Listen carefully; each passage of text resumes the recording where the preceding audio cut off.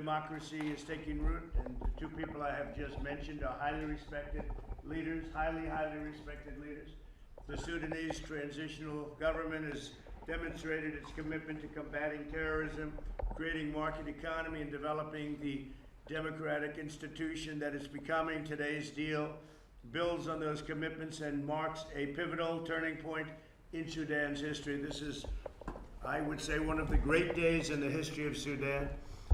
This is an incredible deal for Israel and Sudan. For decades, Sudan has been at a state of war with Israel. They have been in a state of war and boycotted Israeli goods. There was no relationship whatsoever. Today's peace agreement will enhance Israel's security and end Sudan's long isolation from the world because of what was taking place. It will unlock new opportunities for trade and commerce, education and research and cooperation and friendship for both peoples. I want to thank the leaders of Sudan. I want to thank you very much for being with us. And of course, Benjamin, for the incredible work you do constantly. We've had a tremendous relationship. There's never been a relationship where Israel and the United States were so close. And I would say a few years ago, there's probably never been a time when it was so far apart, so distant, if you want to know the truth.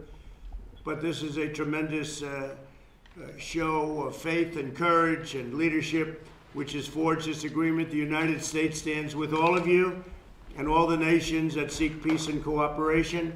And again, we will be signing many nations over the next coming weeks and months, including some very big ones. It's very exciting, actually. It's peace in the Middle East without bloodshed. And it should have been done this way a long time ago. The Palestinians, by the way, if you ask about the Palestinians, they're wanting to do something. They've never seen anything like this. They're wanting to do something. I'm sure that will get done too. So I'd like to congratulate everybody on the phone. And I don't know if you have interpreters or if you needed the interpreters for that, but if you do, you can go forward, interpreters, if you need them. Mr. President, I am very pleased to speak with you, President Trump and Prime Minister Netanyahu.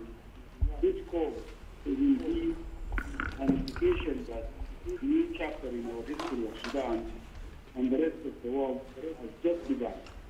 I would like to start with expressing my thanks to President Trump for taking the decision of rescinding the designation of Sudan as a state sponsor of terrorism. This decision, the decision of this designation of Sudan as a state sponsor of terrorism, will tremendously impact the economic situation in Sudan as it plays the role for Sudan's integration, as you put it rightly, into the global economy. More importantly, it will help Sudan restore its rightful place as a tolerant, peace-loving country, as a nation we have never sponsored or supported terrorism. We very much look forward to building on this major goal and establishing strong political and economic relations between our nation and the rest of the world.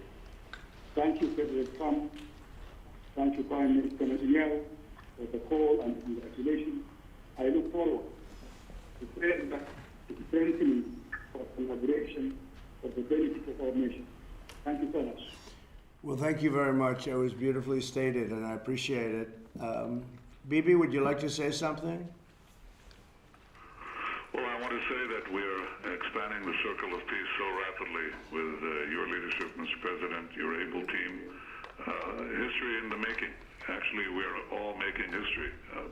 From the Emirates to Bahrain, now with Sudan and other countries that are in line. I think that this truly changes the region. It changes the lives of all our peoples for the better. It allows us to focus on the task of building nations, building our future, building technology, agriculture, environment, health, everything. I think we can do it better together. And with your help, the help of the United States, the possibilities are infinite. We used to say in the Middle East, the sky's the limit, but now we don't even have that because the skies aren't limitless. We fly over Sudan, we fly over Saudi Arabia, we fly to Bahrain, we fly to the Emirates, everybody flies to us. It's just a new world, and I can't tell you how excited we are for cooperating with everyone, cooperating with Sudan to build a future, a better future for both of us. And it's a glorious day for peace. I want to thank you again, Mr. President, for everything you're doing. Well, even the media is very excited about it. I mean, everybody is excited about it. It's an incredible thing. And again, as you know, B, because you're negotiating, talking to people, but they're falling into line. Everybody's going to be involved in this very shortly. I would say, well, who knows? I can't exactly put a date on, but within a very few number of months, everybody's going to be in this deal. And it's the way it should have been done a long time ago. We did it the opposite way, exactly the opposite way. And we took a lot of abuse from the people that were unable to make a deal for 40 years. And this has gone very quickly, very nicely, very inexpensively, and with no blood. So we're very happy about that. Would anybody else like to say something? And then I'll have the press ask. Perhaps they may have a question for you.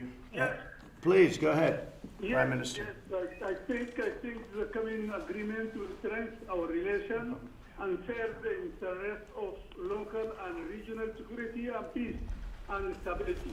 We are fully committed Prime Minister. to what It's the is President, said Chairman. in this joint statement. Thank you, Mr. President Trump. Thank you, Mr. Prime Minister Netanyahu.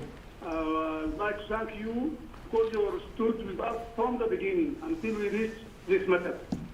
Thank you for you and our good wishes to Mr. President Trump. Well, thank you very much.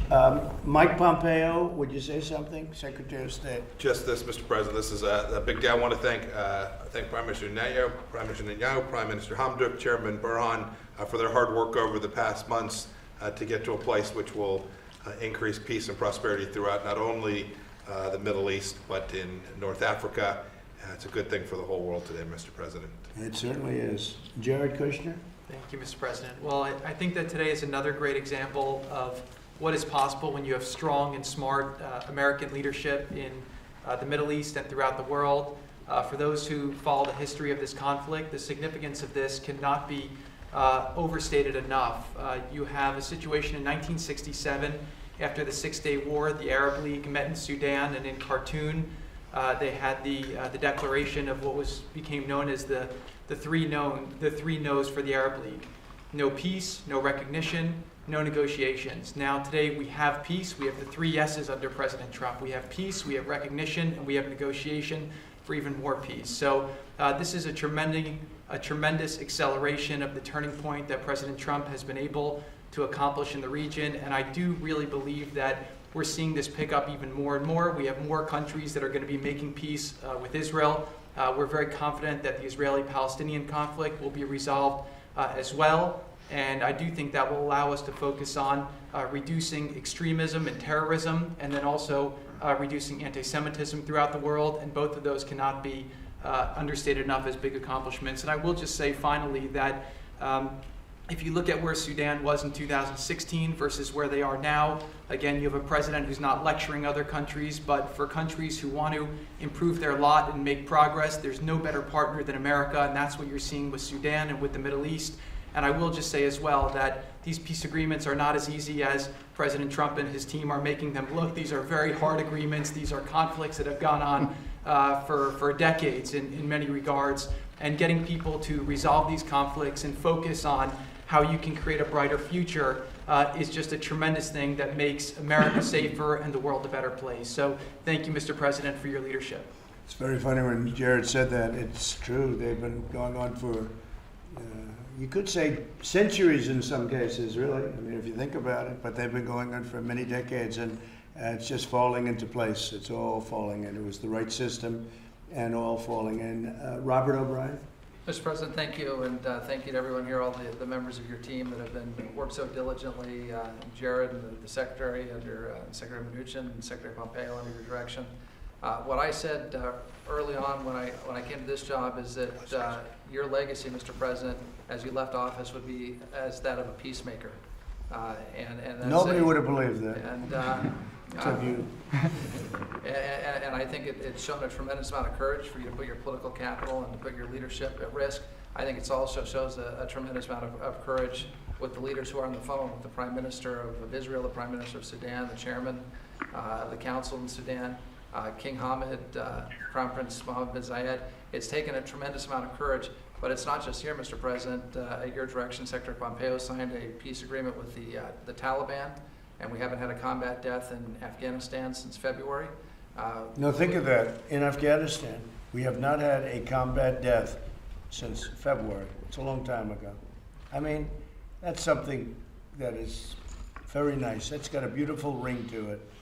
And you brought normalization to Serbia and Kosovo, economic normalization. Kosovo is another Muslim majority nation that has recognized Israel and moved their capital to Jerusalem, or moved their embassy to Jerusalem.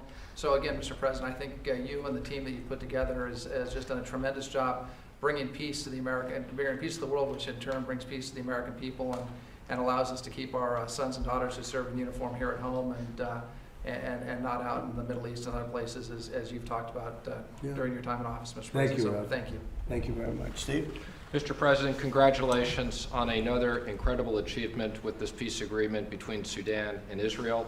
And I just returned from representing you in the region. I was in Abu Dhabi, Mr. President, representing you at the first ever Abraham Accords Business Summit between Israel and UAE, and seeing the leaders of both those countries and the business people now interacting together in doing business was extraordinary, and also in Bahrain, and seeing the region under your leadership united against the terrorist acts from Iran and the issues in Iran. You have brought peace and stability to the region and security. It's a much different place. Brian Hook, please. Mr. President, the Arab-Israeli conflict is moving toward its end. And this is transformative diplomacy that has been led by the President. It started with 2 peace agreements in the Middle East, and now it has spread to Africa.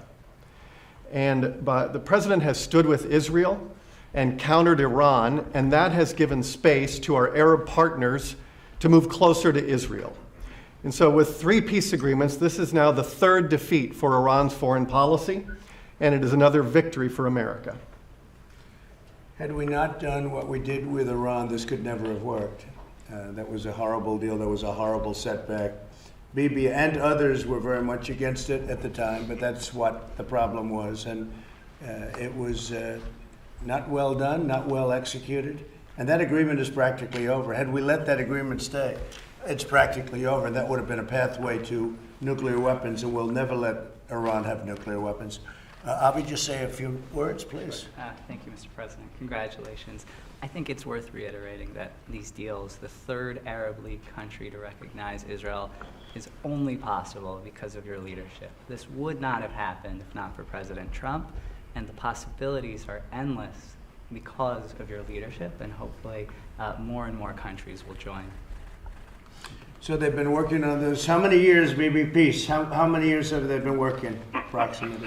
I've been talking about it for 25 years, but, Mr. President, it's a fact that it was your involvement that accelerated everything. When I met Chairman Buhan in Uganda, in Africa, 8 months ago, I had hoped we could reach this day, but it took your diplomacy, your team, and frankly the courage of the leaders of Sudan and their wisdom, their willingness to join all of us in this historic odyssey. I mean, this isn't an odyssey. An odyssey is a long journey. This is like an express train that is moving from one peace treaty to the other, and I think one reinforces the other. And I'm very excited by a new future for Israel and Sudan, but I'm very excited also for a new future for Israel and other countries, which you and I know, Mr. President, are waiting to join us. So I think this is the beginning of something, or the continuation of something very, very profound and big. It's a change of history. And Bibi, how does it feel flying those beautiful airliners right over the top of UAE? You never thought that was going to happen, right? To save about 2 hours in flight time. Well, people are flying in the open.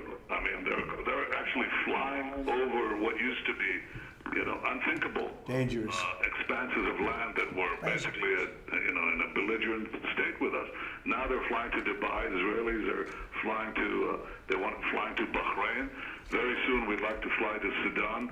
we'd like to have joint entrepreneurs, joint ventures, tourism, everything. And I think what was changing, Mr. President, under this vision of peace is that it doesn't have to be a zero-sum game. It can be a win-win-win-win. I was going to say win-win, but there's so many wins here that we should continue. And that's really, I think, the remarkable change that you have brought forward in this area. I've been frankly believing it, but it would not happen for a long time. But it would not happen with such an active, I would say, positive and confident American position that just threw away the board and said, we're starting anew. The old thing didn't work. This thing works. Let's move. And you did. Yeah. And we are all moving. So we have many countries, as you know, getting ready, and we also have, I'm sure you'll see Saudi Arabia in there very soon. I really believe that will happen too. And very good relations with Saudi Arabia. So you'll see something very special. This is already special, but we are going to be signing numerous countries in the not too distant future, so that'll be great. While you are on the phone, could I ask you, how is the dam doing in Ethiopia? The largest dam in many, many years being built. Unfortunately, it stops water from flowing into the Nile, which causes Egypt a little bit of a problem, right, as it should. But Ethiopia built a dam. You know all about it probably, Bibi, but I've been dealing with Sudan on that. And I'm just curious, how is that going? Because you're really the third party involved with Ethiopia and Egypt and the dam. Are they working out their deal? Because I had a deal done for them. And then unfortunately, Ethiopia broke the deal, which they should not have done. That was a big mistake. And we've stopped payment to them of a lot of aid because they did it. And they will never see that money unless they adhere to the agreement. But they built a dam which stops water from flowing into the Nile. And you can't blame Egypt for being a little bit upset, right? How are they doing with that? Do you know? Well, I think they need a lot of help to resolve it. Yeah, no, I was actually talking to Sudan, baby. Talking to the chairman, talking to the prime minister. How are you doing? Yes, You may not want to answer that. well, we do very much appreciate the effort that started with the Washington process, which in very few months brought us together. And I think we are progressing very well on this.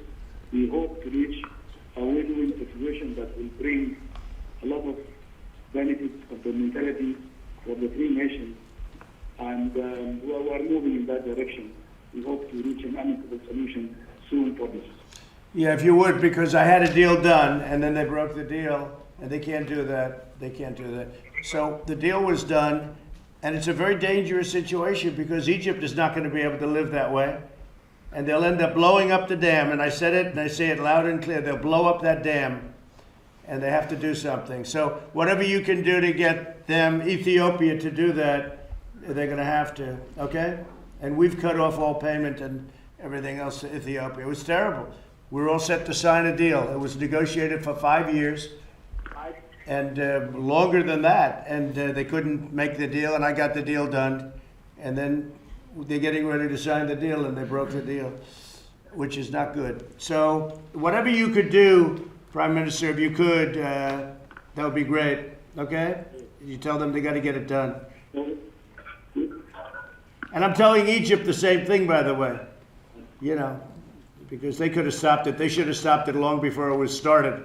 I said, how do you let it get built? And then you say they have a dam, you know. But they had other things on their mind. That was at a time when they were having a minor revolution, to put it mildly. That was a bad time for Egypt, so I guess they had other things on their mind. So you'll work on that, Sudan, and thank you very much. Do you have any questions for Sudan or for Benjamin? Yes, please. Well, my question... Only for them, please. Well, more broadly than for you, sir, and for the gentleman on the phone, you referenced some other countries. Can you give us a sense of which countries those are? And you also said that the Palestinians want to do something. Yeah. Can you give us an update on the status of those talks? No, I mean, they're both just statements that we have many countries wanting to come in. We're doing them one by one. We did Sudan. They wanted to do a deal, and that was in particular nice because they've essentially been at war with Israel for a long time. I don't know if it was fighting, I don't know that, but probably there's been a little bit, but certainly it's been for many years you've been officially at war with Sudan, and now it's not only the deal was signed, but it's peace.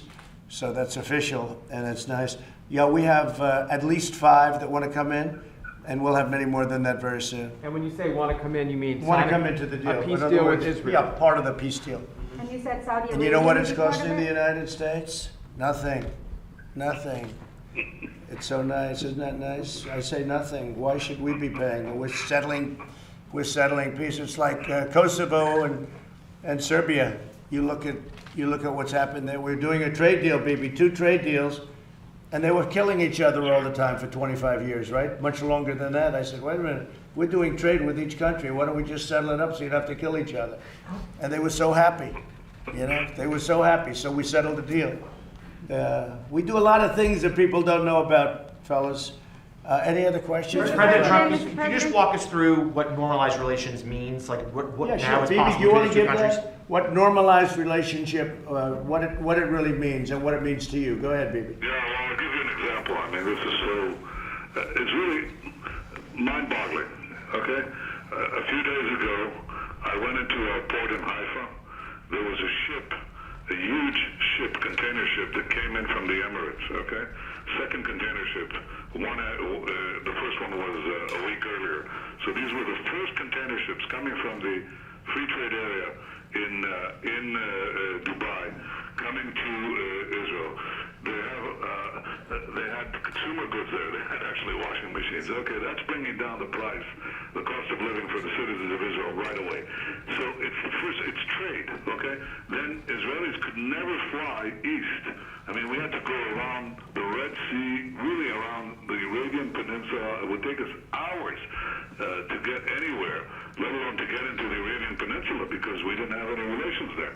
Now people are planning. There are now tourism offices from Israel, all these tourism agents flocking to Abu Dhabi and Dubai and Bahrain, and they're now just loaded with requests from Israelis, and believe it or not, the other way around, Bahrainis and Emiratis who want to come to Israel.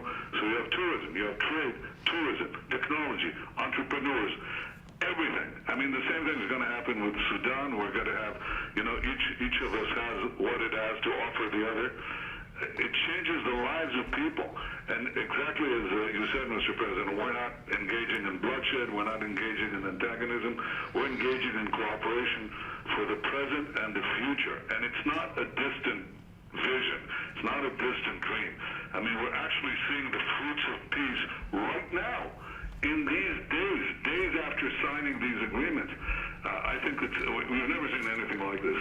And I want to say one thing that I do see, an enthusiasm from most countries in the world, from most people in the world across the political divide. Yeah, Iran is unhappy. Hezbollah is unhappy. Hamas is unhappy. But most everybody else is very happy. And they should be, because peace is a good thing. It's a very good thing. So if you ask me, what does it feel like? It's amazing and it's fast. They're also poor. Iran is poor. Hamas is poor. They're all poor. And they weren't poor 3 years ago. They were blowing everything up. They're very poor. Do you think Sleepy Joe could have made this deal, baby? Sleepy Joe. I think, do you think he would have made this deal somehow? I don't think so. Well, Mr. President, one thing I can tell you is we appreciate the help for peace from anyone in America, and we appreciate what you've done enormously. Yeah. Mr. President, Could you follow up on the idea of what this means to Iran, the pressure? Pivot of history, and this will be registered in the books, history books. History registers who did what. Yeah. I think it does. And it's going to Yeah, no, I think it's a terrific thing, and it should be completed pretty soon. Say? Yeah, I just wanted you to, if you could expand a little bit about what this means to Iran, the pressure that these deals are now placing on them. Well, I think ultimately Iran maybe will become a member of this whole thing, if you want to really know the truth. Look, in the end, you're going to have everybody together with the United States, and beyond the United States, you'll have other major powers involved. And with it, not have to be signed into it because it's a region, but with it, And I could see Iran, look, someday I'd love to help Iran. I'd love to get Iran back on track. Their GDP went down 27%. They've gone from a rich country to a poor country in a period of 3 years.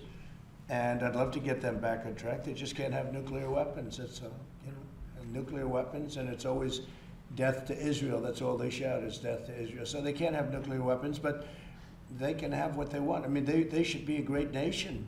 They're great people. I know so many Iranians. I have a lot of Iranian friends. It should be a great nation, and we want it to be a great nation, but we can't have nuclear weapons.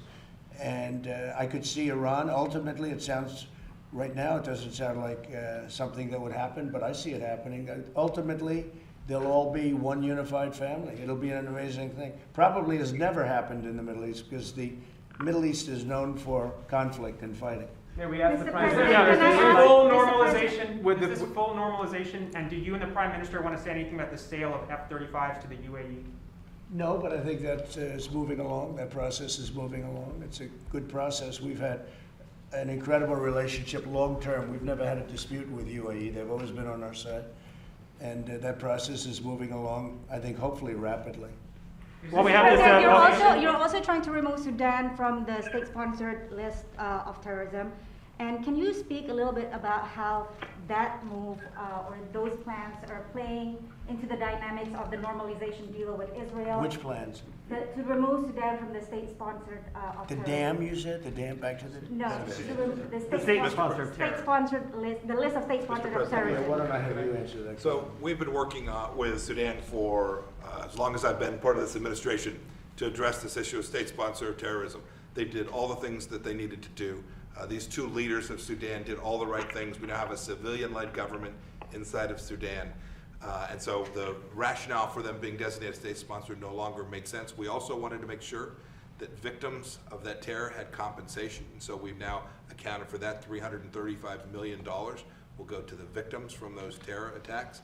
But now Sudan has fully complied with that, and their leaders have done great work. We want to support that civilian-led government. We want them to be successful, so it's completely appropriate that we would lift this. This will also be something that will help the Sudanese people and the Sudanese government. And you'll see trade not only between Israel and Sudan, but between the United States and Sudan as well. Sudan has great potential on trade and other things. I mean, it could be a very, very successful, wonderful country, and I think it will be. It's been hampered by what's going on in the Can world. you explain though how that connects to the normalization deal with Israel as well as negotiations in Nile Dam? Sure. They're connected in the sense that the Sudanese leadership made sense that they both had one thing in common. They made sense for the Sudanese people to build out their economy, to create democratic institutions, all the things that the Sudanese people have been demanding. They're connected in the sense of the Sudanese leadership is now driving towards a really good outcome and improved life for the people of Sudan, and we think for the broader region in North Africa as well. And with the leaders on the phone, they've been incredible leaders, I will say. They have been incredible leaders. You have great leadership now, which you haven't had in the past. Please. Yeah, I was going to ask you, obviously you're going to be hitting the road the next couple of days. Are you envisioning any sort of meeting here in Washington between the Sudanese as well as the Israelis? And then I'm just curious, what's it like to try to do something like this while also campaigning? And you're trying to, I know you've got a big staff, but trying to do something like this My life. 12 hours after a debate. You have a choice. This is all things I've been working on. So are and they then coming the to campaign- DC, sir? The campaign begins, and I think last night was very, very successful. We've gotten great reviews, great polls, great everything, and I had one 91% to 9. That's good, but no, it was an exciting night. A tremendous audience, I understand. They are bigger than they even thought, and it was certainly an exciting night. But I have to, this is my day job. I have to do this. This is very important. So are they coming to DC, sir? We will have them, along with some other countries that you will be hearing about coming, probably simultaneously. And then ultimately, we're going to have a big reunion at the end where everybody's here and everybody's going to be signed. And we expect that Saudi Arabia will be one of those countries and highly respected. The king and the crown prince are all just highly respected in the Middle East. And Mohammed from UAE, very highly respected, a warrior. He's really a great warrior. So they'll all come together. We're going to have a big beautiful party at the end, okay? And you'll be there. Well, Okay. another Anybody else have a Can question? you Another question envision about the debate kind last of night. Middle East peace Obviously, process? I know obviously this is very important, but I think everybody was watching the debate last night. You seemed much more calm and measured at the podium. How much of that was you kind of trying to change your strategy, or was that you wanting to play by the debate commission's rules? What were you kind of was going through your mind? Because you didn't seem to jump out as you did in the first debate. I think the other is more effective in terms of business and life. The first one, I thought I did great. There are certain groups of very aggressive people that loved the first debate, but I think this was better. This is obviously a more popular way of doing it. And no, I think, I wanted to play by the rules. They felt very strongly about it. It's two different styles. I'm able to do different styles, if you had to, but this seemed to be much more popular. Would you do another debate? Yeah, but I don't think there's any reason. I think we're leading in a lot of states that you don't know about. Your pollsters may be the worst there are. Do you stand by your statement that you take responsibility for the pandemic that you said last night, sir? I always take responsibility, and I've done a great job, and the people around me have done a great job, just like these people have done a great job. The pandemic people, what they've done for ventilators and for equipment and for stocking governors that had absolutely nothing. They had nothing on their shelves, and we stocked them. And those governors, if they're honest, they'll tell you we've done the best job they've ever seen. I've had governors say it's one of the best jobs they've ever seen anybody do on anything. What we did, we made a lot of governors look good. And there are a lot of good governors too, by the way. They did a good job, but they had nothing. They didn't have ventilators, they didn't have gowns, they didn't have masks or goggles or anything. And we got them. And think of it, ventilators are very tough. Not one person, with all of this going on, not one person who needed a ventilator didn't get it. And that's very untrue in other countries. In other countries, very few people were able to get. We're now supplying ventilators to many other countries because they're very hard to make. They're very complex, very hard to make, very expensive.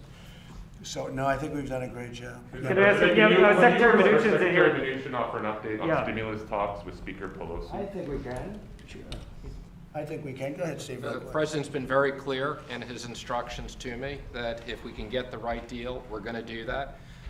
We've been speaking to the Speaker. I would say we've offered compromises. The Speaker on a number of issues is still dug in. If she wants to compromise, there will be a deal. But we've made lots of progress in lots of areas, but there's still some significant differences that we're working I mean, through. one of the big differences that and I said it last night loud and clear, she wants to bail out poorly run Democrat states. They're poorly run, both in terms of crime and in terms of economics. And we just don't want that. We want COVID related. But she wants to bail out poorly run Democrat states. And that's a problem because you're talking about tremendous amounts of money. And we don't want to reward areas of our country who have not done a good job. And a lot of those areas have not done a good job on medical and COVID, frankly. If you look at New York and if you look at some others, it's been very rough. But we don't want to do that. Now we're talking and we'll see what happens, but at this moment I would say that I actually think Nancy would rather wait till after the election. She thinks it's a good point for the election, but I think it's against her because the American people know it's her that's stopping the money to going to them. So, I really believe it. I think she views it as a good election point, perhaps. She's, good for November 3rd. I'd like to see the people get the money. I don't think she wants the people to get the money before the election. I don't think that's a good point for her. But we want the people to get the money. It wasn't their fault. It was China's fault. It was China's fault. The plague came in from China. Okay, and that's about it. Can we go back to the Middle East? That's enough. That's enough. Thank you. Can we 4 talk questions is sure. too many. With Armenia and Azerbaijan, you can explain Yes, any we're role that talking. conflict- We're talking about it. We're working with Armenia. We have a very good relationship with Armenia. They're very good people. They're so dedicated. They're incredible people, and we'll see what happens. Have you spoken to either leader in the last month? I don't want to say, but we will see what happens. I think really good progress is being made Do you feel with like that's respect a to place- that. Armenia we have a lot of people living in this country from Armenia, originally from Armenia, and they're great people, and we're going to help them. Okay? Can we ask about the weekend? So obviously you've got For the Prime Minister, sir, you mentioned a potential scenario in which Iran would be part of a peace deal? No, I think at the very end, Iran will be, yeah, I can see that. Can we ask Prime Minister Netanyahu how he feels about that? I would say that, yeah, sure, go ahead. Prime Minister Netanyahu, if you can hear me, Jeff Mason with Reuters. What- This is Jeff Mason. He's got a mask on that's the largest mask I think I've ever seen. So I don't know if you can hear him, but he wants to know about what you think, what you gentlemen think about. As I said, when it's all finished up and everybody's in the deal, I said that I wouldn't be surprised to see Iran be very friendly also. You have everybody unified. And I think that Iran will be in some way involved. What do you think about that? Well, I was beginning to say that when I spoke in the American Congress, I didn't say I was opposed to any deal. I said I was opposed to that deal, because that deal lifted all sorts of restrictions from Iran and did not condition any change, require any change of behavior from Iran. So Iran essentially increased its aggression after the deal rather than reduce it. With ballistic missiles, with enrichment of uranium for atomic bombs, with all sorts of terrorism in the region. So I think that if a new deal is offered, and that's what I actually said when I spoke to the U.S. Congress, a different deal is offered, it would be welcome. I think that will only happen if Iran faces, I would say, faces strong opposition to its aggression of the kind that has been forwarded by you, Mr. President. I don't think if you're soft on Iran, you're not going to get peace with Iran. If you're strong against Iran and prevent it, as you just said, from achieving nuclear weapons, then I think that they might come around to a better deal. A better deal, a real deal, I think is something that no one will be opposed to, but so far that's not been available. When everybody is unified, and this is all done, and it won't be in a long period of time, Iran will be in some way involved. If not part of the deal, they'll be very happy. And you know what? They're tired of fighting too. They're tired of what's going on. Those are great people, and they want an end to it. They want an end to it. In fact, if we win the election, they all want me to say when, but I always say if, because it's an election, right? If we win the election, one of the first calls I'll get will be from Iran. Let's make a deal. One of the first calls I'll get.